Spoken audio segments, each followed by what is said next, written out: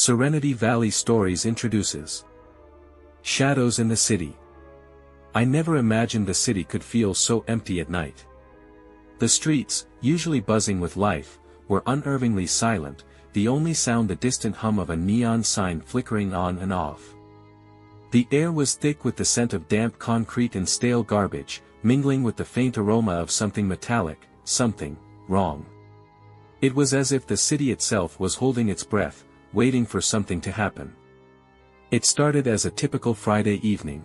I was out late, meeting friends at a bar tucked away in an alley, the kind of place you only find if you know where to look. The night was cool, a welcome change from the suffocating summer heat, and the city felt almost alive, pulsating with energy. The streets were filled with people laughing, shouting, and the occasional honking horn. I didn't think much of it at first. People go home, the city sleeps, but there was something about the way the shadows stretched longer, darker, that made me uneasy. The bar was one of those places with low lighting and sticky floors, where the music was always a little too loud, and the drinks were always a little too strong. My friends were laughing, their voices merging with the clinking of glasses and the occasional outburst from the dartboard area. I tried to join in, but something felt off, like an itch I couldn't scratch. I found myself glancing at the door, the windows, expecting something, but I didn't know what. As the hours ticked by, that uneasy feeling gnawed at me, a growing sense of dread that I couldn't shake. I told myself it was just the alcohol, or maybe the remnants of a bad dream I'd forgotten, but it lingered, a shadow in the back of my mind.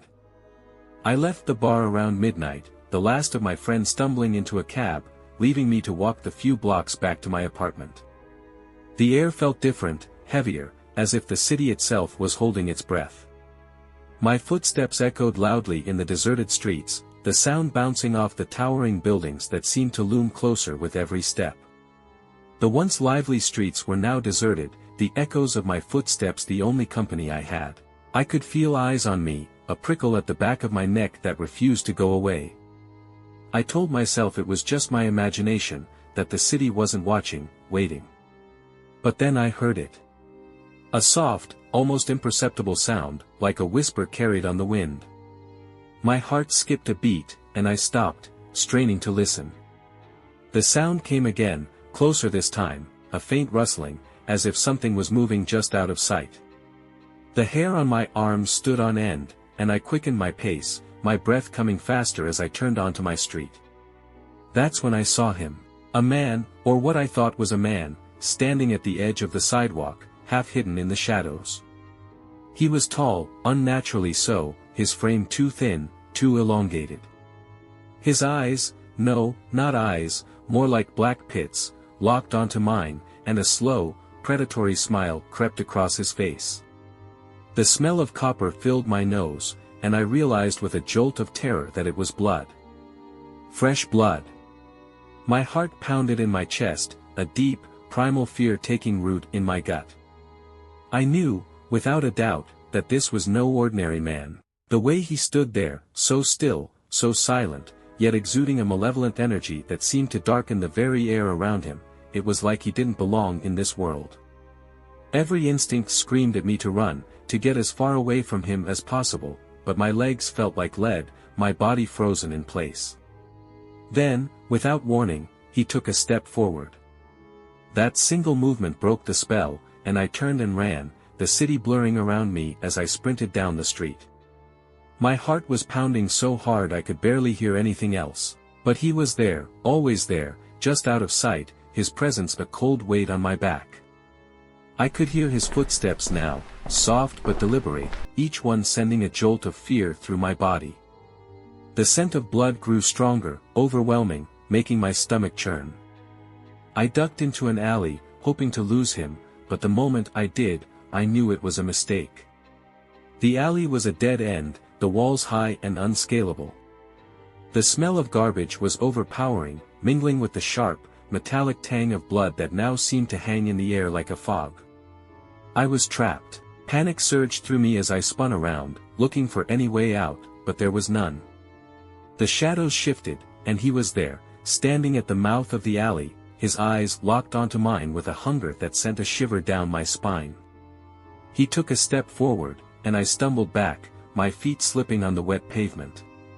"Please," I whispered, my voice barely audible over the sound of my own ragged breathing. He smiled, revealing teeth that were too sharp, too long. "You can't run forever," he said, his voice smooth, almost soothing. "I can smell your fear." Desperation clawed at me, and I grabbed the only thing within reach, a broken bottle lying near the dumpster. I brandished it in front of me, my hand shaking, but he only laughed, a low, sinister sound that echoed off the alley walls. "There's no escape," he said, taking another step closer. I could see his eyes now, or what was left of them, dark and hollow, like twin voids. His presence seemed to fill the alley, the darkness growing thicker, more oppressive. The very air felt heavy, suffocating, as if the city itself was conspiring with him, trapping me in this moment of terror. I could feel the end closing in, the weight of his presence suffocating me, when suddenly, something shifted in the air. The sound of a distant siren cut through the night, and for a brief moment, his gaze flickered, the predatory focus wavering. It was enough. I didn't think, just acted.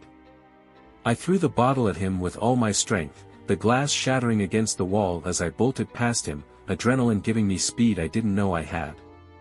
I heard a snarl, a sound so feral it didn't seem human, but I didn't look back.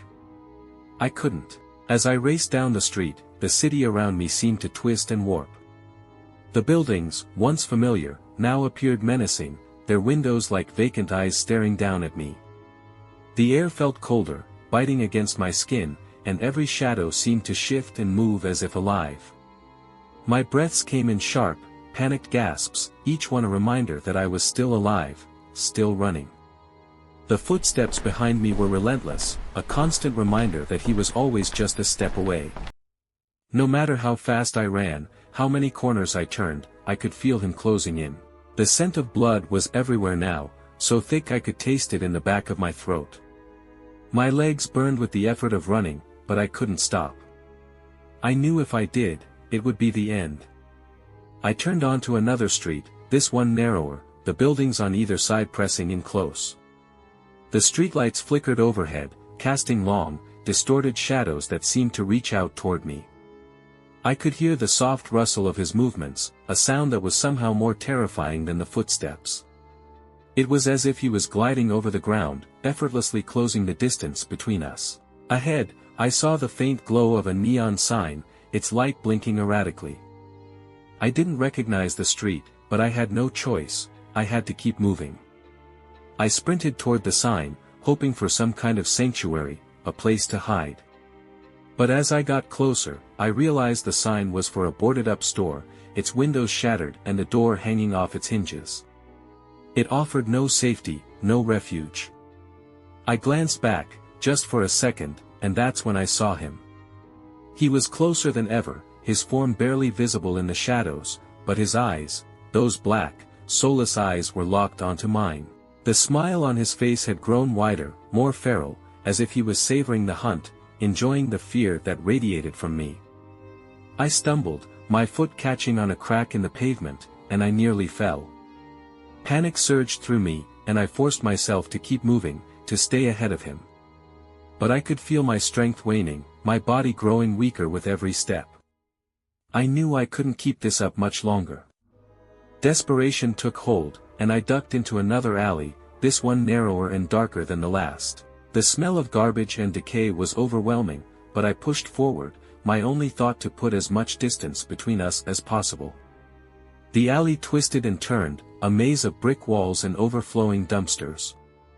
I could barely see where I was going, but I didn't care. I just had to keep moving. I reached the end of the alley, only to find another dead end. The walls here were even higher, and there was no way out. My heart sank, and I felt a wave of despair wash over me. I was trapped. I pressed myself against the wall, my breath coming in ragged gasps, my body trembling with exhaustion and fear. I could hear him now, his footsteps echoing off the walls as he slowly, deliberately made his way toward me. He knew I had nowhere to go, and he was in no rush. He was savoring the moment, drawing it out, letting the fear build until it was unbearable. As he rounded the corner, his eyes locked onto mine, and I saw the hunger there, the insatiable need that drove him. His smile widened, revealing those sharp, predatory teeth, and I knew I was out of time. But just as he was about to strike, something inside me snapped. A surge of adrenaline coursed through my veins, and I pushed off the wall, running straight at him. I had no plan, no strategy, just a desperate need to survive. He was caught off guard, his smile faltering for just a moment as I barreled into him. I felt a shock of cold as our bodies collided, but I didn't stop. I shoved him aside with all the strength I could muster, and he staggered, his grip on me slipping. I didn't wait to see what he would do next. I bolted past him, my body screaming in protest as I forced it to keep moving. I could hear him behind me, regaining his footing, but I didn't look back. I couldn't afford to. The alley seemed to stretch on forever, but finally, I saw a sliver of light ahead, a way out. I pushed myself harder, every muscle in my body burning, my lungs feeling like they would burst. The light grew closer, and with it, the hope that maybe, just maybe, I could escape. I burst out of the alley and into the street, the sudden brightness blinding me for a moment. I stumbled, disoriented, but kept moving, my eyes scanning for any sign of safety. The street was deserted, the buildings silent and dark, but I didn't care. I had to keep running. I heard the sound of footsteps behind me, faster now, more urgent. He was angry, his patience gone, and I could feel the rage radiating from him like a physical force. But I was so close to getting away. In a final, desperate burst of speed, I sprinted across the street, heading for the only lit building I could see, a 24-hour convenience store. The door was just a few steps away, and I reached out, praying it wasn't locked. My fingers closed around the handle, and I yanked it open, practically throwing myself inside. The harsh fluorescent lights assaulted my senses, the sudden warmth and the sterile smell of cleaning products almost overwhelming after the cold, dark streets. I slammed the door shut behind me and turned the lock, my heart racing as I waited, expecting him to burst in after me. But the door remained closed, the small bell above it silent. The clerk, a tired-looking man in his mid-30s, glanced up from his magazine, barely acknowledging my presence. I stumbled over to the counter, my legs threatening to give out beneath me. I could still feel him out there, watching, waiting, but he didn't follow me inside. The clerk finally looked up, his brow furrowing as he took in my disheveled appearance. "You okay, man?" I nodded, though I wasn't sure I was. My breath was still coming in ragged gasps, and I could feel the sweat pouring down my face. Yeah, I'm fine," I lied, glancing nervously toward the door. He shrugged, clearly unconvinced but unwilling to press further. "All right. Well, take it easy." I nodded again, my heart still pounding as I slowly backed away from the counter. I needed to get out of here, to get home, but the thought of stepping back into the night, knowing he was still out there, filled me with dread. I forced myself to take a deep breath, trying to calm the frantic beating of my heart. Maybe he wouldn't follow me anymore. Maybe I was safe. But deep down, I knew the truth. I wasn't safe. Not anymore. I left the store, stepping cautiously back into the cold night. The streets were as empty as before, the buildings dark and silent. I glanced around, half expecting to see him lurking in the shadows, but there was nothing. I started walking, my pace quickening with every step. I just wanted to get home, to lock the door behind me and pretend none of this had happened. But as I walked, I couldn't shake the feeling that I was being watched, that he was still out there, waiting for the right moment to strike. When I finally reached my apartment, I fumbled with the keys, my hands shaking uncontrollably. I glanced over my shoulder one last time, but the street was empty. I rushed inside, slamming the door shut and locking it with trembling hands. The apartment was dark and quiet, the silence almost oppressive. I leaned against the door, my breath coming in shallow gasps as I tried to process what had just happened. I don't know how long I stood there, waiting for something, anything, to happen. But the shadows remained still, the air free of that metallic stench. I was safe. For now. But I knew, deep down, that the city would never be the same again. That I would never be the same again. The city that once felt like home now felt like a predator, watching, waiting for the right moment to strike.